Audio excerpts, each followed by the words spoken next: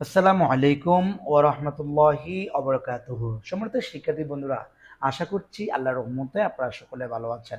আমরা গত ক্লাসে পূর্বের এইটুকু পর্যন্ত পড়েছিলাম, অর্থাৎ 18 নম্বর নিয়ম। আজকে আমরা 19 নম্বর নিয়ম নিয়ে আপনাদের সামনে উপস্থাপন করার জন্য প্রস্তুতি গ্রহণ করেছি। তো আজকে আমরা প্রথমে দেখছি যে এখানে যে 19 নম্বর নিয়মটা আছে সবচেয়ে গুরুত্বপূর্ণ, কেননা যে এই জিনিসটি আমাদের চাকরি প্রার্থী বন্ধুদের জন্য সবচেয়ে গুরুত্বপূর্ণ। কেননা যে এইগুলো আমাদের এখান থেকে ওয়ার্ড দিয়ে প্রত্যেক বছর বিভিন্ন চাকরি পরীক্ষায় আমি প্রশ্ন আসতে দেখেছি।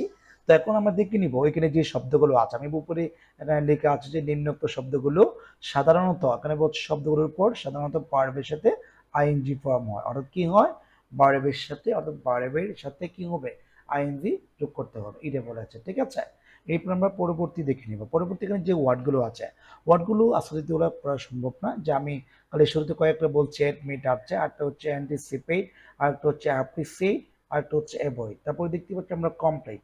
এরকম আমি এখানে অনেকগুলো শব্দ আমি যোগ করেছি আপনাদের সুবিধার্থে। এই শব্দগুলো যদি কখনো কোনো সময় কোনো একটা বাক্যের মাঝখানে বা শুরুতে আপনি খুঁজে পান, তাহলে কি করবেন জানেন? এরপরে যদি কখনো শূন্যস্থান থাকে, সেটার সাথে সেই পার্টটা আপনি যখন পরিপূর্ণ করতে যাবেন, অবশ্যই আপনাকে ভার্বের সাথে আইএনজি যোগ করতে হবে। হয়তো বুঝতে পারেন এখানে কি আছে, এক্সকিউজ আছে, তারপর আছে পেনিস, তারপর আছে পেন্সি, ফরগিভ, তারপর আছে মিন আছে, মাইন্ড আছে, ঠিক আছে, লোথ আছে, ইনভলভ, তারপরে পার্ডন, পোস্টফোন, তারপরে প্র্যাকটিস, প্রিভেন্ট, হ্যাঁ, এরপরে কি আছে রিসেন্ট বা রিচিস, রিকল, ওখানে দেখতে পাচ্ছি রিচিস, তারপর রিকল দেখতে পাচ্ছি, রিকালেক্ট দেখতে পাচ্ছি আমরা, এরপরে কুইক আছে, হ্যাঁ, তারপরে রিক্স আছে, সিপ, স্টপ, সাজেস্ট, টলারেট। যে শব্দগুলো আমরা দেখতে পাচ্ছি, এই শব্দগুলো যদি কখনো কোনো একটা বাক্যের মাঝখানে থাকে, এরপরে যদি শূন্যস্থান থাকে, আপনি অবশ্যই এই শূন্যস্থানে বার বসানোর সময় ওই বারটার সাথে অবশ্যই আপনাকে আইএনজি যোগ করতে হবে। ধরুন তো আমরা কি করি, এর পরবর্তী যে নিয়ম আছে বা এই নিয়ম থেকে যে দুইটি উদাহরণ যোগ করেছি আমি, বা দুটি না অনেক আছে, যে এই উদাহরণগুলো আপাতত একটু বোঝানোর চেষ্টা করছি। যেমন প্রথমত আমি দেখতে পাচ্ছি এখানে এ নাম্বার দেখুন তো, এখানে আছে হি মাস্ট অ্যাভয়েড বলেছে, ঠিক আছে, অ্যাভয়েড। এই অ্যাভয়েড থাকলে পরবর্তী যে ভার্ব আছে, এই ভার্বটার সাথে অবশ্যই কি করতে হবে, আইএনজি যোগ করতে হবে। তার মানে আমরা যদি এটা করতে চাই তাহলে কেমন হবে, যোগিং হবে, অর্থাৎ এই যে আমরা যদি এটা করতে চাই, এই যে যোগিং, ঠিক আছে, এই যে আইএনজি যোগ করতে হবে।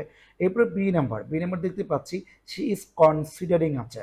তো কনসিডার থাকলে এখানে কনসিডার পরে পারবে আইএনজি, তাহলে দেখেন আইএনজি যখন হবে এখানে কি করতে হবে, নট গোয়িং হবে, অর্থাৎ he is considering going there, অথবা he is not considering going there, ঠিক আছে, এভাবে করা যাবে।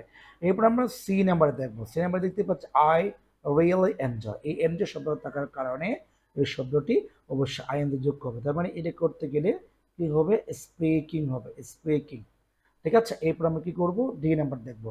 ডি নাম্বার এখানে কি আছে, এনজয় আছে, তাহলে কি হবে, ওয়াচিং, যেখানে কি আছে, সাজেস্ট আছে, ঠিক আছে, এখানে গোয়িং হবে, এখানে আছে মাইন্ড, তাহলে ওয়ার্কিং হবে, তারপর এখানে হচ্ছে স্টপ আছে, তাহলে ব্লোয়িং হবে, এরপর আছে ফিনিশ, তাহলে রাইটিং হবে। তাহলে আমি আপনাদের সহজে প্র্যাকটিসগুলো বোঝানোর চেষ্টা করেছি। এরপর আমরা পরবর্তী দেখে নেব, পরবর্তী যে 20 নম্বর যে নিয়মটি আছে, ঠিক আছে, এই 20 নম্বর নিয়মটিও আজকের ক্লাসে আমি সম্পূর্ণ করতে চাচ্ছি। তো 20 নম্বর ক্লাস আমি দেখতে পাচ্ছি যে এখানে লেখা আছে নিম্নত শব্দগুলো যদি কখনো কোনো সময় কোনো একটা কি থাকে, মানে সাবজেক্টে পড়ে থাকে, বা এরপর যদি কখনো কোনো একটা ভার্ব বসান, সেক্ষেত্রে টু প্লাস ভার্ব করতে হবে।